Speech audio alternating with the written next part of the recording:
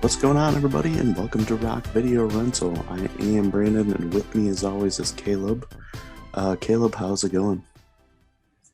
It's going, when you get an opportunity to hang out with Michael Scott and the gang, it's always a good week. Oh, yeah, for sure. Man, I guess not until I started writing down the cast for this show did I realize how many essential characters are in this. Yeah, no, I totally forgot. I mean, not saying that he's essential, but I totally forgot some of the things that took part in this episode, not to jump too far ahead. So, Oh yeah, for sure. Yeah. Before we jump too far ahead, you've been watching anything good?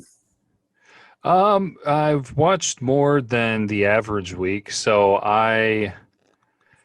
Um, first thing I watched was Oblivion, which is Okay. a Tom Cruise movie from 2013. Hmm. I've actually had it like on my list for a long time of wanting to watch it. I just never really got around to it. Um, Actually, it's a little bit funny because I think when we worked together, somebody had the soundtrack to this movie on the work server. Because I swear I remember listening to it when we were at the same job. But yeah, so anyways, it was pretty good. I always like it's a futuristic thing, and I like unique interpretations, and it was definitely more unique than most. It was a little sloppy, and a little difficult to follow, but I appreciated the new way that the new direction they were trying to take things. Rock. Um, Man, I thought there was another one. One that I just finished was Blade Runner 2049, which came out in 2017. Been meaning to watch that. I was not putting high hopes on it because, I mean, I liked the first one so much and I knew it was going to be difficult to follow up. I didn't hear the greatest things when it originally came out in 2017. Um, and so I watched it. It was good. It was all right. I understood what they were going for. I think I mentioned to you actually. I really probably should have rewatched the original one before watching this one because they made some references and it took me a little while to connect all the dots. Yeah. But but it was good. I would probably say that I enjoyed Oblivion better than Blade Runner 2049. So Rock. I thought there was one other one, but maybe not. So, anyways, what about you? Anything good on your list? Still continuing on with Doogie Howser. Um, about in the middle of the second season, I think. Uh, Started rewatching How I Met Your Mother again, Right. and every time I go back and rewatch it, I always forget how much I like that show. And it's You know probably why, one of my right? top five favorite shows. You know why, right? What? Because every time you get to the end of the show, you think you hate it so much because it ends so poorly. Oh yeah, that did kind of crap the bed. Yeah, so you don't think of it as a good show because usually when you finish it, you're just like, man, that really sucked. So then you Yeah, don't remember how good it actually was until you go back and start at the beginning. right. Uh, yeah, I guess this time around, I'm just like kind of noticing how annoying of a character Ted is. Oh my God. He's actually like a total tool. I told my wife while we're watching this, I'm like, this show kind of reminds me of Seinfeld in the way that all the characters are funny except for the main character. Where like Seinfeld, all the characters are great except for Jerry. Where Jerry's like the least funniest character on Seinfeld, or like Ted's the least funny character on How I Met Your Mother. I can see that connection there. Yeah. Other than those two things, which is funny because that's a double dose of Neil Patrick Harris. But man, what else have I watched? Oh, I watched a couple um, WWE shows. I Okay. told you I was watching that one. It's like WWE's Most Wanted Treasures or something like that. Oh yeah. That's on A&E. Basically, you know, Triple H and Stephanie McMahon get a hold of these old wrestlers to go try to find artifacts like from their career, so they can put them on a display at WWE headquarters. It's pretty interesting. You get some cool stories, and you get to see like how these wrestlers act in real life, kind of thing. Outside of their characters. The most interesting one was the Undertaker because Undertaker was like notorious in his like 30-year career of never breaking his character. So it's kind of cool to like see his real personality that fans never got to see. That's funny. Uh, Other thing I was watching, A and E's been doing a biography series about like old school wrestlers too. I watched Macho Man one, Stone Cold, Roddy Piper, and then I'm about halfway done with the Booker T one. That one's pretty good. But and then two other biography series I've been watching. There's they're both on Vice. They're called, one of them's Dark Side of the Ring, where it takes like stories from professional wrestling and like controversial stories and just crazy things that have happened and talked about them. You get like a whole bunch of backstory and stuff, and uh, some are like super interesting, almost like 30 for 30 style. Okay. Yeah, and even if you're not a wrestling fan, you might find interest in those. And they also have another series that just came out. They just had their first episode yesterday, and it's called Dark Side of Football. The first episode was on Chad Ochocinco, Huh. or Chad Johnson. I feel And like they could have started with OJ Simpson, but yeah, go right for the top. But I heard this will have episodes on like players being addicted to pain pills yeah. and like gambling and stuff like that. So that should be pretty interesting. It's not as good as Dark Side of the Ring, but it's pretty good. But other than that, that's pretty much it. I guess I could tell you what else I did watch, and that is season 5, episode 13 of The Office, Oh yeah. titled Stress Relief.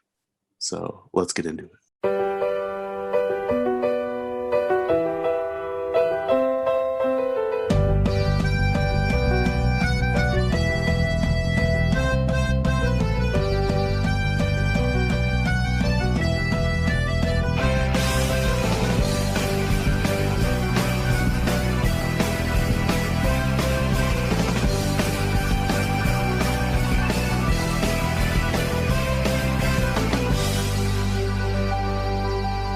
So, one of the probably fan favorite episodes of The Office, in one of the most watched episodes of The Office ever.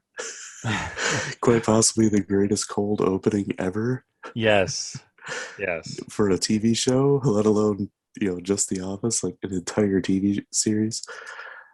So here's the plot for it. Dwight's too realistic fire alarm gives Stanley a heart attack.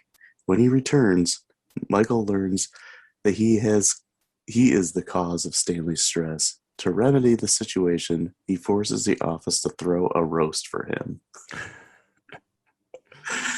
I will say that I think this is the first episode of The Office that I ever seen, Really? which is a great one to really dive into, and I can get into that a little bit in trivia. But I'll start with the cast here. I mean, most people have seen The Office, but in case you haven't, we got Steve Carell as Michael Scott, Rainn Wilson as Dwight Schrute, John Krasinski as Jim Halpert, Jenna Fischer as Pam Beasley, Angela Kinsey as Angela, Ed Helms as Andy Bernard, Oscar Nunez as Oscar, Leslie David Baker as Stanley, Brian Baumgartner as Kevin, BJ Novak as Brian, Mindy Kaling as Kelly, Phyllis Smith as Phyllis, Creed Bratton as Creed Bratton, Paul Lieberstein as Toby, and Kate Flannery as Meredith. The reason I named off all those is, like I said at the beginning of this episode, is that I never realized how essential every character is to this show. Well, you forgot a very main character in Jack Black. And Jessica Alba and Cloris Leachman. Dude, I totally forgot that all took part in this episode. Oh yeah, uh, I did too for a second. I knew it happened in the series, but I forgot it was this episode.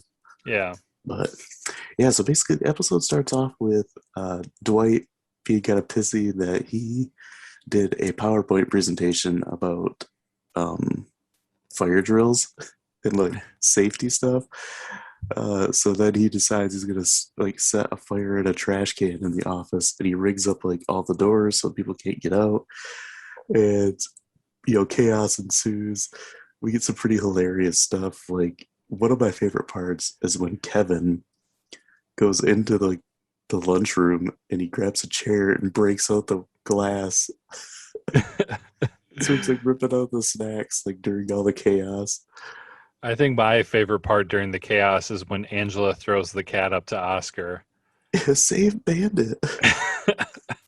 Yeah, Oscar gets up in the ceiling tiles, and then Angela throws a cat up, and it like goes up into the ceiling and then drops down, flows through a tile.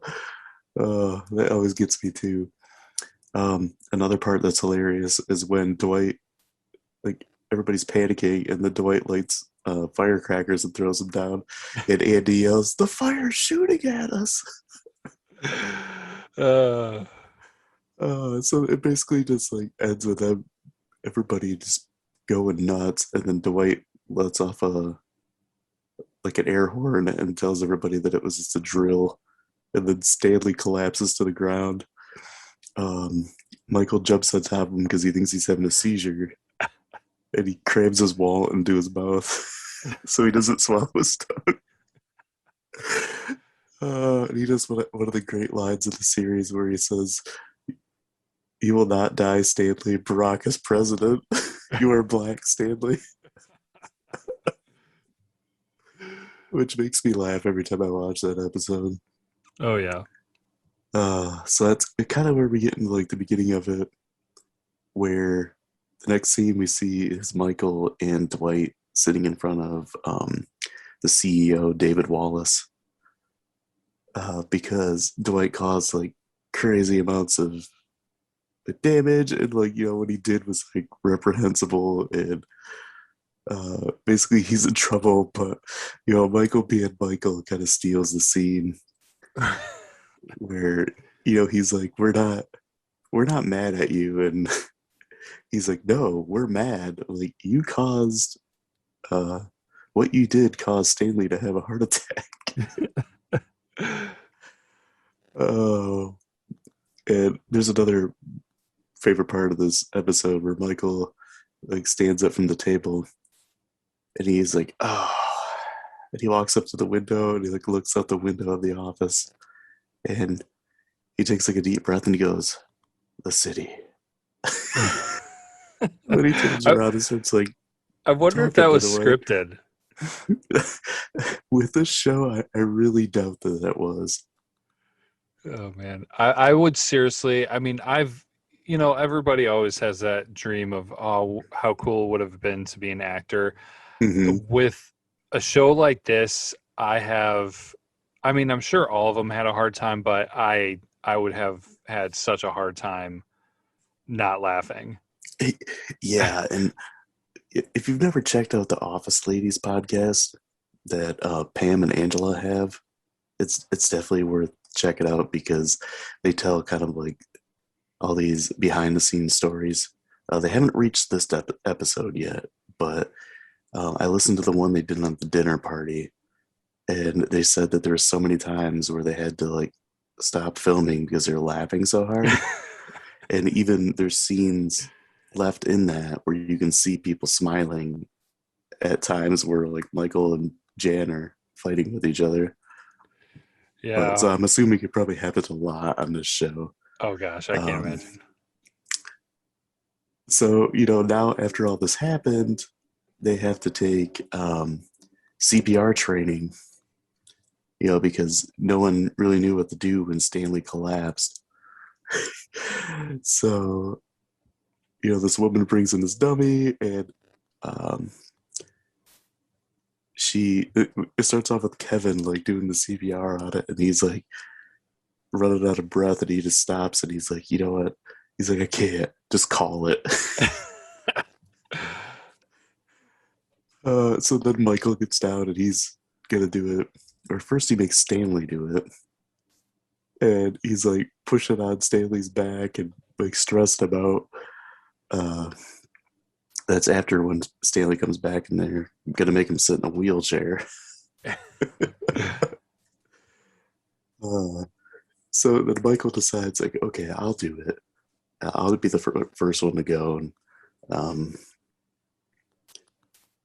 the instructor says you got to do it like a certain beats per minute, and Michael's like, that's really difficult. Like, how am I going to know that? And she tells him to do it to the beat of "Staying Alive" by the Bee Gees. So Michael's like, oh, I love that song, and then he starts singing "I Will Survive," which then the whole office starts singing "Staying Alive." Um, and then the instructor's like, well, all you guys were singing, and no one was uh, breathing air or doing compressions, so you lost them. It's like, well, anybody know what we do next? And then Dwight's like, we check to see if they have an organ donor card.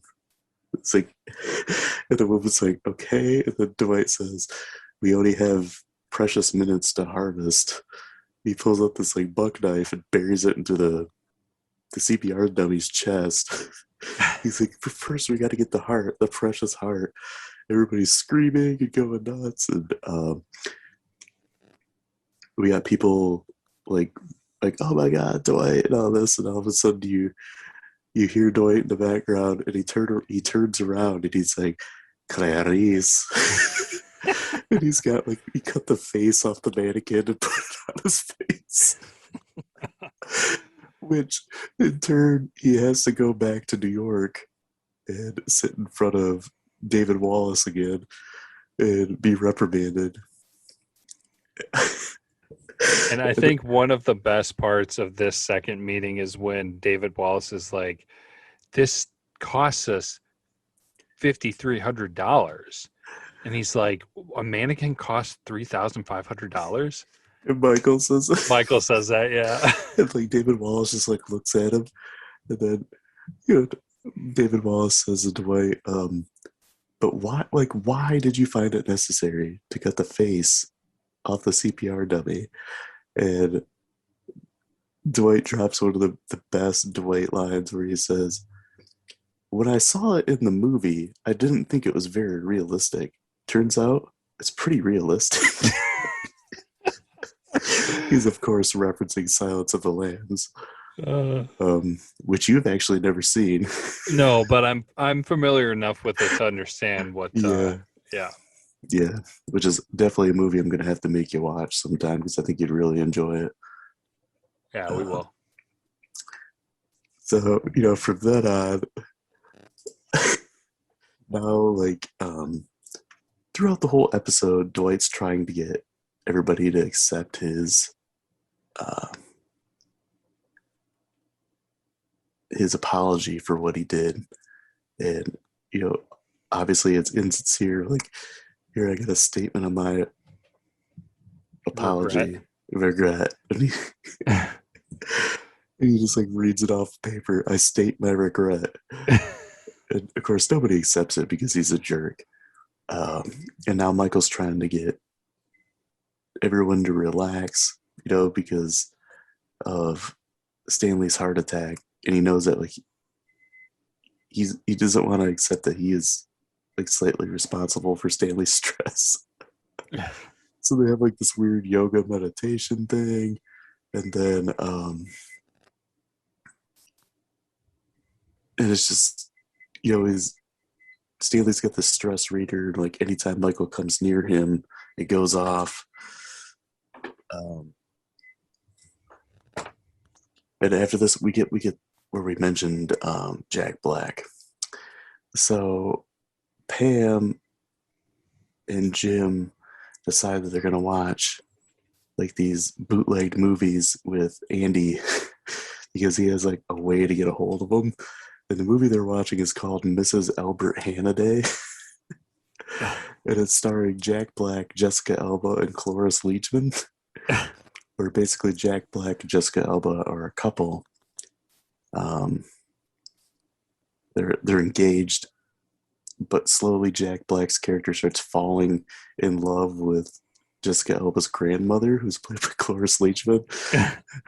uh, and at the same time, while they're watching it, Jim and Pam are like discussing Pam's like parents' separation, Mm-hmm.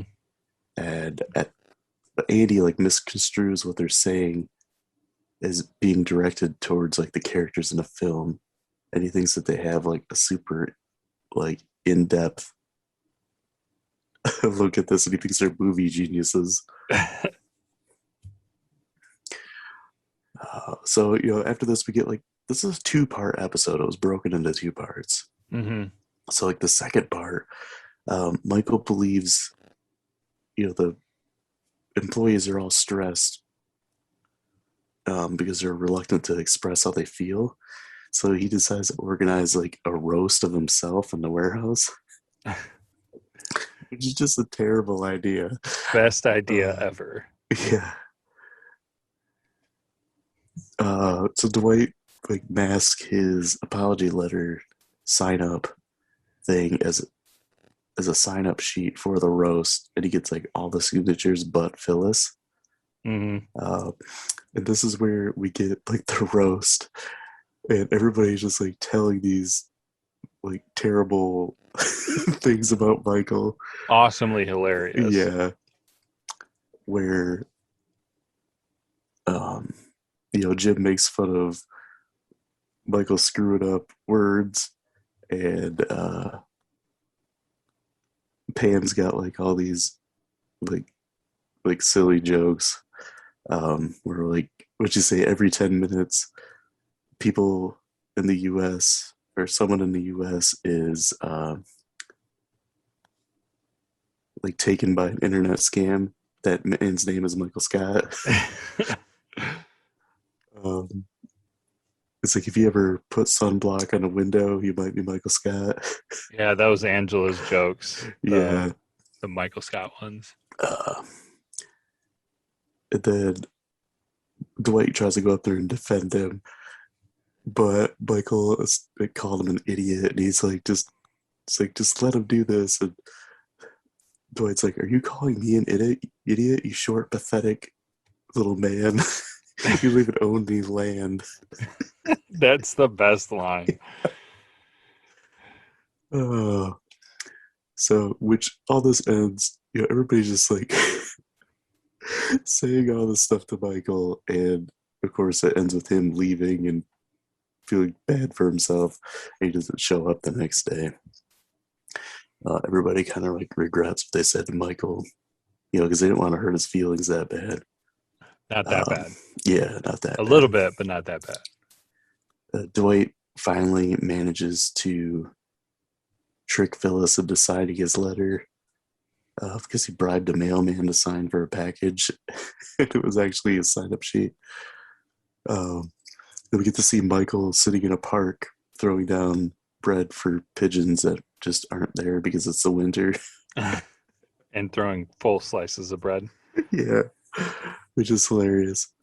Yeah, everybody's wondering where he's at. He actually ends up coming back, and then he roasts every one of the coworkers.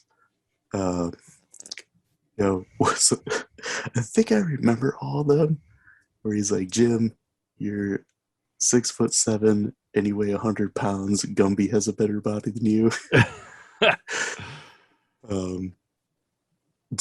Pam, you flunked out of art school. Boom, roasted. Then after everyone was just boom, roasted. Meredith, you've slept with so many guys, you're starting to look like one. Boom, roasted. Where's Angela? Oh, there you are. I didn't see you behind that grain of rice. Boom, roasted. Uh, Kevin, I couldn't decide between a dumb joke and a fat joke. Boom, roasted. uh, he's like, Oscar, you're gay. Boom, roasted. Andy, Cordell called. They say you suck. And you're gayer than Oscar. Boom, roasted. Then the last one, he says, Stanley, you crush your wife during sex and your heart sucks. Boom, roasted. And like during all this, like Stanley just starts laughing. And it like breaks all the tension. And then Michael like thanks everybody, and everybody applauds him. Uh, so we get Jim Pam and Andy still watching this movie again. They're watching like bits and pieces on their lunch, and they're still talking about Pam's parents, and Andy, of course, like still thinks that they're super insightful and all this stuff. And at the same time, like the movie, we see Jack Black's character like falling in love with Cloris Leachman. And there's like some really awkward scenes of like her in the bathtub and them making out. like like the make out and everything, which really only would work with those two actors. Like Jack Black, he's known for like some crazy off the wall things. He'll do anything to make people laugh. And Cloris Leachman, she's kind of the same way. Like usually the characters she would play later in life were just the the crazy kind of blue collar grandma. Like, I don't know if you've seen any of her other stuff, but she was always really funny. She actually passed away not too long ago, which was kind of sad because I always enjoyed her and everything she was in. Mm. She's a funny old lady. But we find out that something Jim said to Pam's dad made him want to leave Pam's mom. And then we find out that what it was is that Jim was saying how strongly he feels for Pam, and Pam's dad said he's never really felt that way with Pam's mom. Mm-hmm. And then kind of just the episode kind of winds down from there, where we kind of see the end, where Jack Black and Cloris Leachman in the movie, where Cloris Leachman decides that she doesn't want anything to do with Jack Black, and then there's a scene in this version that we watched online that I swear I've never seen before. So Jack Black like walks up to the house, and for Cloris Leachman, and then he finds out that she like has a new younger boyfriend. And then he walks away heartbroken. I've seen that before. Oh, really? I don't think I have ever seen that part. Yeah, I specifically remember it because that look that she gives him, because Jack Black's in the window, sees them, and she sees him in the window, Mm-hmm. and like this really like creepy connection stare. And I remembered that. I was just like, super awkward. So Oh, yeah, just great. But yeah, man, this is like probably, I always say the dinner party of The Office is my favorite episode. And this is a close second. Oh yeah. Like anytime I've gone back and rewatched this series, this is one I always look forward to watching. Mm-hmm. Even just watching that opening, that was like the best way to start this episode. So good. Yeah. Yeah, I I would probably put this one before the dinner party personally. The dinner party has more of that awkward, uncomfortable comedy, and I mean hilarious. I enjoy it, but I enjoy, I don't know what you want to call it, regular comedy more because it's not as uncomfortable. So yeah, I would probably say that I would put this one before the dinner party, but yeah, that's fair enough. Yeah, these are pretty close for me, so there's just something about the dinner party one though that always makes me laugh. Oh yeah, it's still. I mean, it's like splitting hairs. So something I noticed this time around, which I never really noticed before, Ryan isn't in the episode. Is he at corporate? It was, I think it was after that. I think maybe it was when he went to jail, Oh, okay. screwing over the company. I guess I just never really thought about it because I saw his name was in the credits, but I mean he's also a writer. Yeah. But yeah, he doesn't show up in the episode. Um, yeah, I don't know. Just mention some of the scenes that are always great. A cold opening for sure. The acting is amazing. Do you like the first half or the second half better? Do you like the safety part of the episode, or do you like the roast part of the episode Oh, I better? like the first part, the safety part. Okay.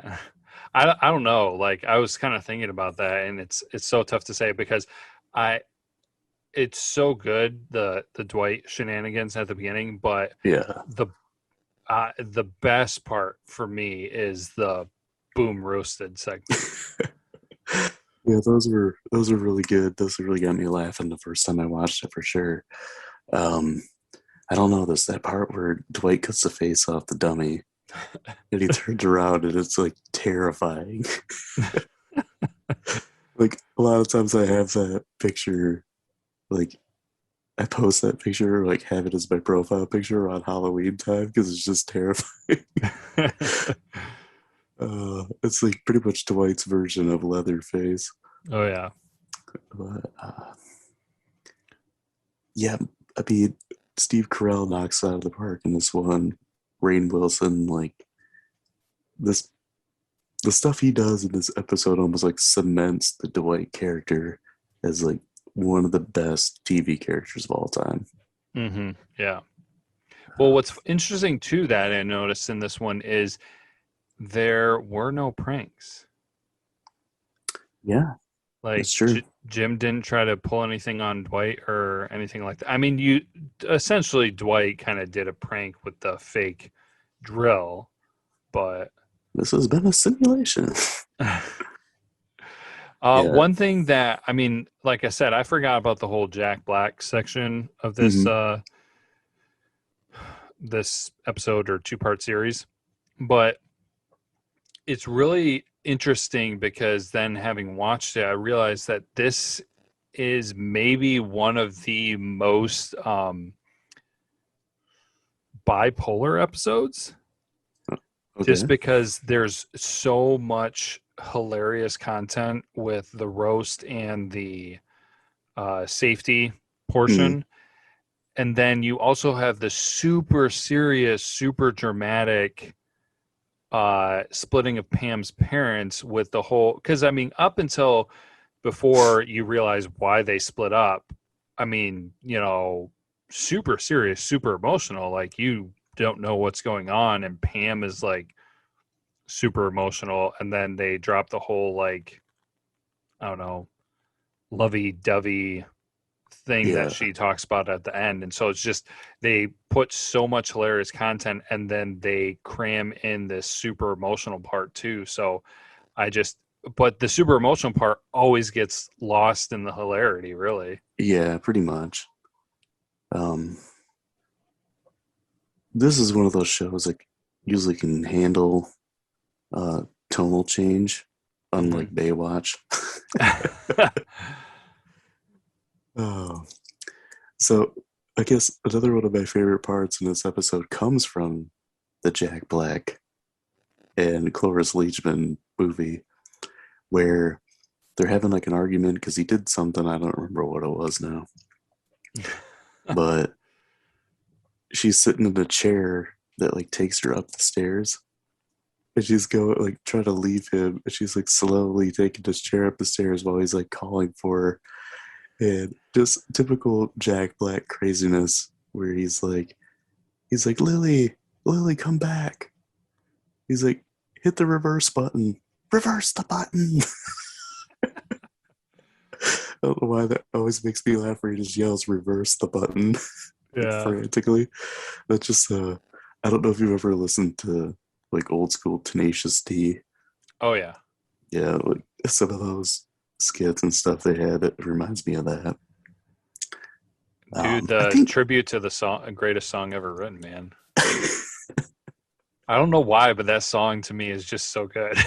dude, a lot of their songs are good, and I was just gonna say that I feel like Jack Black's acting ability gets kind of overshadowed by his crazy antics I can because definitely agree. he's a good actor. I'll say that. Yeah, well, his versatility, because I mean, like what he did in Jumanji, Yeah, you know, yeah, I would agree that's with that.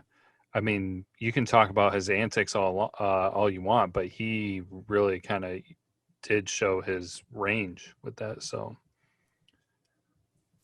Yeah, that's true.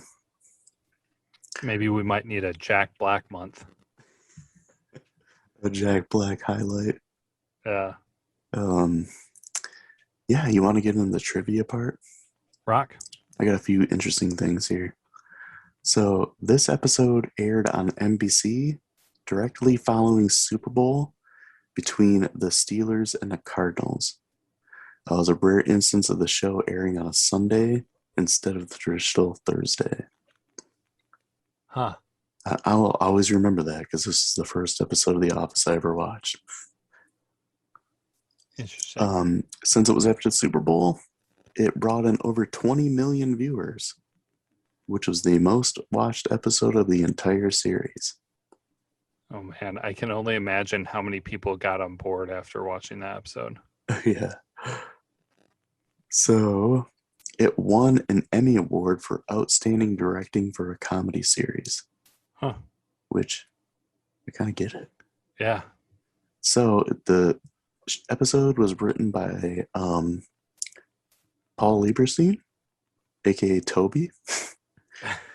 In writing the script for the episode, he said that he sought to appeal newcomers to the series and attract them to the show without alienating regular viewers. He said, "We wanted to do a standalone comedy episode that would bring people in. The script was drew less attention to long-standing story arcs, which new viewers wouldn't understand. Um, so he almost had an air of a pilot in a way, Mm-hmm. which they like reintroduced everything, and they wanted to be extremely funny and funny like right from the get-go, which Toby knocked it out of the park. Yeah, Toby, congratulations. That's probably like the best thing he contributed. He wrote a lot of the episodes, I know that, Yeah, and I mean, directed. it's so interesting to put it in that perspective because you step back from it and I mean, well, you even said it was the first time you watched the show. So, Yeah, and it brought me in. After that, I wanted to watch more of it. yeah, they definitely did do a good job because you didn't really need to know any of the background story. I mean, it was easy to tell that, Jim and Pam were together. They were talking about their parents, her parents, you didn't need a backstory. Um, it, yeah, everything was pretty straightforward and really well done. Yeah, and the crazy, hectic, cold opening for the show really brought you in because, I mean, after the Super Bowl gets over with, they do like the trophy presentation and it kind of just ends. Mhm. So, all these people that, the Super Bowl is always the most watched thing during a year. And I think that might be the most watched Super Bowl of all time. Oh, I think I saw something about that too. But yeah, it just was a great setup for this episode, to draw on more viewers, which I mean ended up being like the most watched show on TV there hmm. for a while. Um, so a funny thing about the CPR thing, in 2019, a man in Arizona helped a man having a heart attack by remembering the CPR training in this episode, which is funny because I remember a couple of years ago, my father-in-law, he works for GM, and they had like a CPR training course, and he said that the person presenting it had them watch that part from the episode. Nice. Yeah, pretty funny. So that is pretty much it Let's get into grades. So since TV episode, all there is IMDb. I don't know if you saw it, but what do you think it is? I did not see it. I do my best to not stumble across that stuff. I am gonna give it or guess that's 8.1. Dude, you're way off. It's a 9.7. Oh man, dang! I keep forgetting. I don't know why, but I always thought that like um, IMDb usually capped most of its stuff at like 9.5. A lot of movies do, but TV shows, Get higher. Okay, I think they feel like if you're got enough energy to go to a TV series, find a certain episode, and grade it, then you're probably going to be a pretty favorable. true. Interesting. Most TV shows that like lasted a long time at least have like one episode that's in the high eights or nine. Okay, So I know The Office has a few of them. I will have to The, bear that the in Dinner mind. Party's another one. Scott's, Todd's. Oh gosh. See, that's another awkward comedy, or yeah, awkward Yeah, comedy one. That cringe one, humor. Yeah, cringeworthy. but what would you give this? I would give this easily 5 out of 5 rock. Don't even have to think about it. Especially then too doing that trivia thing about how they made it kind of like a second pilot to be Yeah, able to introduce people to the show. I mean, it just makes it all the more better about, the transition of getting people interested in the show. They really knocked out of the park with this one. Like I said, this is probably ahead of the Dinner Party for me, and it's probably it might be my favorite one from the show. So yeah, it's right up there for me too. And I mean, easy grade, 5 out of 5. Like I said, it's one of my favorites. Every time I watch it, I laugh. There's a lot of things that always crack me up about it. You know, the Dwight with the mannequin face on it is something I'll never get out of my head, just because it's just beyond hilarious and terrifying. Um, Actually, when I posted the the reminder of what episode is coming this week, it was that picture. I mean, it pretty much has to be. Uh, acting's great, writing is great. Just yeah, I mean, it's really the episode that kind of brought this show to my attention and made me go through and watch it from the beginning and like yeah, really get hooked to the show. And since then, I've probably watched the entire series about 12 times. yeah. That's just like a ballpark guess there. Uh, might be my most watched TV series ever, except for maybe The Simpsons, Okay. which I've seen just tons of times. I mean, most people have. I That's one show that I've barely seen any of, to be honest. I think you'd probably enjoy it. I Probably mean, I the whole thing is on Disney Plus, so if you ever had the itch to watch any of it, Yeah, it's like still funny. I watched I own the latest Simpsons movie, and it's hilarious. Like I enjoy it. But yeah, it's just one of those things. I was late to the game, and I've never really gone back to rewatch it. Like all the cartoon comedies I go back to watch is like Family Guy, sometimes American Dad. Hmm. Um, I don't know why I can't think of some of the other ones, but yeah, King I of the just Hill. yeah, what I've watched a decent amount of King of the Hill. I haven't watched the whole thing, but yeah, I just never really went back to watch The Simpsons for whatever reason. Yeah, that's a show that I don't go back and watch it too much, but I've seen it so many times, and it's one of those shows that's like super like easily quotable. Hmm. But yeah, um anything else? Any parting words? If there is somehow somebody who's listening who has not watched this episode, even if you're not familiar with The Office, this is one of those where it's just like absolutely worth your while to watch. Oh Like yeah, for sure. this is one of those things where I give it the 5 out of 5, where it is definitely, I would tell anybody watch it, you know, it might not be 5 out of 5 for everybody, but I feel like anyone and everyone could find enjoyment from it. Oh yeah, I totally agree. If you haven't watched this, we can't be friends. So next week we are continuing on with pretty much the random month. I noticed we have almost like a slight theme, like a loose theme of Harrison Ford. Okay. We watched Empire, and then next week we are watching Air Force One, which is something I've only seen maybe twice. I enjoyed it, but so I'm kind of excited to watch it again because I remember really enjoying it. Get off my plane. That was actually pretty good. So yeah, come by next week and we're going to be talking about Air Force One. Until then, as always, be kind, rewind.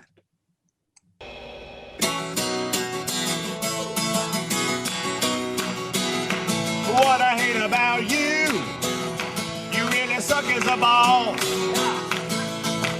You're the loosiest, jerkiest, and you're dumber than applesauce. We're stuck listening to you all day. Stanley tried to die just to get away. Well, it's true. That's what I hate about you. That's what I hate about you.